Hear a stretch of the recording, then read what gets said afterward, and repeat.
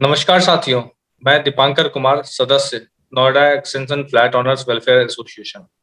आज हम लोग आपके सामने पुनः हाजिर हैं और हमारे साथ हैं सुप्रीम कोर्ट के वरिष्ठ अधिवक्ता कुमार मिहिर जी। सर, बहुत बहुत स्वागत है। धन्यवाद दीपांकर। आज हम लोग सुप्रीम कोर्ट में आज सुनवाई हुई थी जिसमें सबवेंशन स्कीम के बायर्स के लिए उस पर डिस्कशन हुआ था।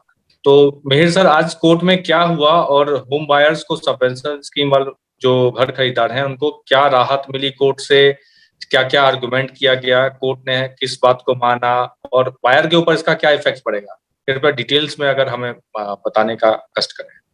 देखिए दीपांकर जी, जैसा आपको पता ही है कि आम्रपाली में सबवेंशन बायर्स की समस्या एक बहुत बड़ी समस्या थी, जिसके कारण रिसीवर के जो पेमेंट शेड्यूल है उसके बावजूद भी बहुत सारे होम बायर्स जिनका बैंक अकाउंट एनपीए घोषित कर दिया गया था वो पेमेंट नहीं कर पा रहे थे, क्योंकि बिल्डर ने अपना जो लाइबिलिटी था वो पूरा नहीं किया था।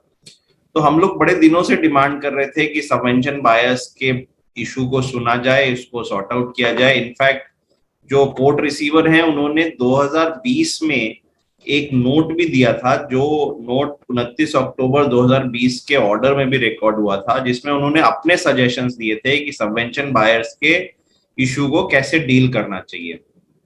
तो आज हमने कोर्ट से रिक्वेस्ट की कि सबवेंशन बायर्स के समस्या को सुना जाए और उस पर ऑर्डर पास किया जाए, और कोर्ट ने हमारा रिक्वेस्ट माना।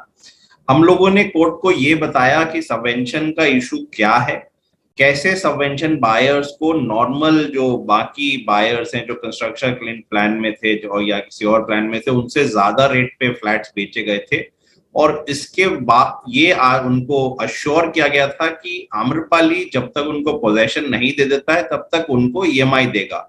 आम्रपाली ने ना उनके ईएमआई दिए और ना उनको उनके घर मिले हैं, और उसके अलावा बैंक्स भी उनके अगेंस्ट डीआरटी में प्रोसीडिंग्स कर रहा है, बहुत लोगों के खिलाफ चेक बाउंस के प्रोसीडिंग्स कर रहा है, कुछ के खिलाफ सिविल सूट्स फाइल किए गए हैं। तो ये जो डिफॉल्ट हुआ ये आम्रपाली के एंड पे था, लेकिन उसका जो खामियाजा है वो बायर को भुगतना पड़ रहा है। तो हमने कोर्ट से रिक्वेस्ट किया कि इस पे कोर्ट को ध्यान देना चाहिए और जो रिसीवर का ओरिजिनल सजेशंस था उसको इम्प्लीमेंट करना चाहिए था। बैंक्स की तरफ से ये कहा गया कि ये पब्लिक का पैसा है और पब्लिक के पैसे को वो छोड़ नहीं सकते। हमने कोर्ट से ये रिक्वेस्ट की कि हम जानते हैं कि ये पब्लिक का पैसा है, लेकिन ये जो लाइबिलिटी हमारे ऊपर बायर्स के ऊपर आई है वो बायर्स की गलती से नहीं है, बिल्डर की गलती से है। कोर्ट ने सब लोगों को सुना और कोर्ट ने फाइनली ये निर्णय किया है कि क्योंकि ये पब्लिक का पैसा है इसलिए और होम बायर्स के बिहाफ पे ये पैसा उनके फ्लैट के लिए ये पैसा दिया गया है, तो इसलिए जो क्योंकि लोन डिसबर्स हुए हैं तो लोन की लाइबिलिटी तो छोड़ी नहीं जा सकती, स्पेशली क्योंकि ये पब्लिक मनी है। लेकिन बैंक्स को ये निर्देश दिया कि ये जो डिफॉल्ट है ये डिफॉल्ट बिल्डर का था और इस डिफॉल्ट की सजा बायर को नहीं दी जा सकती। इसलिए ये सारे सबवेंशन बायर्स जिनके बैंक अकाउंट को बिल्डर के डिफॉल्ट के कारण एनपीए घोषित कर दिया गया है, उन सारे बैंक अकाउंट्स को रेगुलराइज किया जाए। जो बायर्स का सिबिल स्कोर अब 0 कर दिया गया है उन सबको फिर से 0 ना माना जाए और उन सबको रेगुलर किया जाए, और जो भी बायर है उनका सिबिल आम्रपाली के ट्रांजैक्शन के को हटा करके डिसाइड किया जाएगा। मतलब आम्रपाली के जो डिफॉल्ट है या आम्रपाली का लोन में जो डिफॉल्ट हुआ है उसको कंसिडर ना किया जाए जब भी इन बायर्स का सिविल स्कोर डिटरमाइन करना होगा। इसके अलावा कोर्ट ने ये भी निर्देश दिया है कि जो होम बायर्स हैं उनसे सिर्फ उनका प्रिंसिपल अमाउंट और जो इंटरेस्ट उनका प्रिंसिपल पे बनता था सिर्फ वही लिया जाएगा। किसी भी होम बायर पे कोई भी बैंक पेनल्टी नहीं लगाएगी, क्योंकि ये पेनल्टी आम्रपाली के डिफॉल्ट के कारण अब आई है और आम्रपाली क्या सारा राइट अब कोर्ट ने अपने पास ले लिया है, कोर्ट रिसीवर में को वेस्ट कर दिया है। इसलिए आम्रपाली के डिफॉल्ट के कारण ये पेनल्टी लगाई गई है और ये पेनल्टी अब नहीं लगाई जा सकती। जहां तक ईएमआई की पेमेंट की बात है, कोर्ट ने ये कहा है कि ये बायर्स के ऊपर जो लाइबिलिटी है, बायर्स को जो ईएमआई पे करना होगा या बैंक को जो पैसा देना होगा, वो लाइबिलिटी जब उनको पोजेशन ऑफर कर दिया जाएगा उस दिन से शुरू होगा। तो अब बायर्स के पास एक टाइम पीरियड है जिसमें वो अपने फाइनेंशियल सही कर सकते हैं, एक ईएमआई हॉलिडे या मॉरेटोरियम कह सकते हैं उसको, कि जब तक उनको पोजेशन नहीं ऑफर हो जाता है तब तक उनकी लाइबिलिटी शुरू नहीं होगी। अगर कोई पे करता आ रहा है तो वो कर सकता है अगर वो कैपेसिटी है। लेकिन ये कोर्ट के ऑर्डर में आज उन्होंने कहा है कि ये जो बायर्स के ऊपर लाइबिलिटी है ये जब उनको पोजेशन ऑफर होगा उस दिन से शुरू होगी। हाँ, उसके बाद अगर कोई लोन पेमेंट, अगर पोजेशन के बाद कोई लोन रीपेमेंट में डिफॉल्ट करता है तो बैंक्स फ्री होंगे, वो उनके खिलाफ जो भी कानून में उनके पास राइट है वो प्रोसीड कर सकते हैं। लेकिन एक चीज, क्योंकि बैंक्स की तरफ से ये आया और ये बैंक्स ने पहले भी कोर्ट में कहा था कि जब आम्रपाली के लिए जब ऑर्डर हुआ था कि जिस अकाउंट में जो पैसा बचा है वो बैंक्स को डिसबर्स करना है, तो बैंक्स ने कहा कि हम बायर्स को कांटेक्ट करने की कोशिश कर रहे हैं और बहुत सारे बायर्स की तरफ से कोई हमको रिस्पॉन्स नहीं आ रहा है। तो उन्होंने कहा कि इस ऑर्डर का बेनिफिट सिर्फ उन्हीं बायर्स को दिया जाए जो बैंक को अप्रोच करें, अपने अपने जो भी बैंक या ब्रांच है वहां जाएंगे और ये ऑर्डर दिखा करके उनसे अपना अकाउंट रेगुलराइज करने के लिए कहेंगे।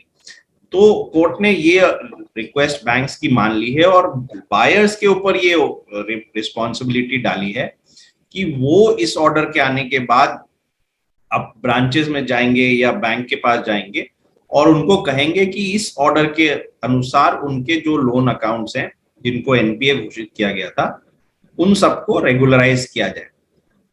तो मोरलेस आज यही ऑर्डर पास हुआ है और ये एक बहुत बड़ा रिस्पाइट है, क्योंकि इससे अच्छा ऑर्डर कोर्ट दे नहीं सकता था। इस जैसे ही बैंक अकाउंट रेगुलराइज होंगे, एनपीए हटा दिए जाएंगे, जो डीआरटी प्रोसीडिंग्स हैं वो ऑटोमेटिकली उसपे एक स्टे या उसपे एक बायर्स को डिफेंस मिल जाएगा। तो उसको, क्योंकि अब अकाउंट रेगुलराइज हो गए, कोई डिफॉल्ट नहीं है, तो वो ऑटोमेटिक खत्म हो जाएंगे। चेक बाउंस की जहां तक बात है, जैसे ही बैंक अकाउंट रेगुलराइज होंगे वो बैंक अपने बैंक से बात कर सकते हैं कि अब क्योंकि लाइबिलिटी नहीं है पेमेंट करने की, तो वो चेक बाउंस केसेस भी वापस बैंक को रिक्वेस्ट कर सकते हैं कि वापस ले लिए जाए। तो ये काफी अच्छा ऑर्डर है जो आज आया है, और क्योंकि पब्लिक मनी इन्वॉल्व है, इससे अच्छा ऑर्डर कोर्ट ने हमको बार बार कहा कि हम इससे अच्छा ऑर्डर आपको दे नहीं सकते। तो जो सबवेंशन बायर्स हैं उनके लिए एक बहुत बड़ा दिन है आज। और ये ऑर्डर क्योंकि एक प्रेसिडेंट, क्योंकि सुप्रीम कोर्ट का ऑर्डर है, एक प्रेसिडेंट की तरह काम करेगा, तो आई एम श्योर कि बाकी सारे प्रोजेक्ट्स में भी लोग ये ऑर्डर साइड करके अगर जहां पे भी उनके इश्यूज हैं उनसे रिक्वेस्ट उनके उन सारे कोर्ट्स में सिमिलर रिलीफ की मांग कर सकते हैं। अब वो मिलता है नहीं मिलता है वो बात की बात है, वो हम देखेंगे। बट आज सबवेंशन बायर्स के लिए ये काफी बड़ा ऑर्डर आया है। सर, ये ऑर्डर कब तक आने की उम्मीद है? जो डिजिटल कॉपी होती है कब तक आने की उम्मीद है? देखिए, आम्रपाली के केस में आपको पता है कि बहुत सारे इश्यूज होते हैं, वो ऑर्डर टाइप होता है और फिर जजेस के पास जाएगा करेक्शन के लिए, सिग्नेचर के लिए। तो नॉर्मली हमने देखा है कि 3 से 5 दिन लगते हैं ऑर्डर आने में। वैसे भी अगले मंडे को अगली सुनवाई है, तो अगले मंडे से पहले तक ये ऑर्डर मैं तो आशा करता हूँ, स्पेशली थर्सडे फ्राइडे तक आ जाना चाहिए।